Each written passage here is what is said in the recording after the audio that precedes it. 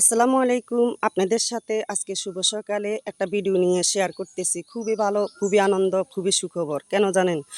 বাপের বাড়িতে আসার পরে দেখছি বিগত ৩০ বছর পরে এই রাস্তাটা মানে রোড হইতেছে। দেখেন একদম 100% রোটিক রাইট সন্ধানে আপনাদেরকে দেখাচ্ছি এবং সত্য কথা বলতেছি।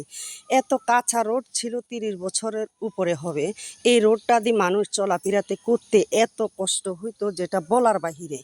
এই প্রত্যেকটা বাড়ির পাশে এই রোডটা সবসময় কাঁচা থাকতো, কিন্তু কোনো সময় কোনো একটা মেম্বার চেয়ারম্যান উদ্যোগতা নিয়ে এই রোডটা করে নাই। বাট আজকে এই অবস্থানে আসি দেখতেছি বিগত ৩০ বছর পরে রাস্তাটা হইতেছে। খুবই আনন্দের বিষয়, খুবই খুশির বিষয়।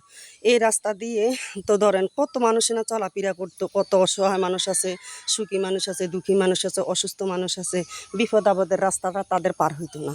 তো সেই জন্য বলছি এত খুশি লাগতেছে আজকে এত বছর পরে যে রাস্তাটা হইতেছে। তো মাশাআল্লাহ আলহামদুলিল্লাহ খুশি হইলাম। দোয়া করি যেন অতি তাড়াতাড়ি এই রাস্তাটা রোড হয়ে যায়। এই যে বালু ফালাইছে, এখন ইট দিবে, এরপরে এটা মানে পুরাটাই রোড করবে। তো সবাই দোয়া করবেন এই রাস্তাটার জন্য। আর এইভাবে সবাই মানে উদ্যোগতা নেবেন।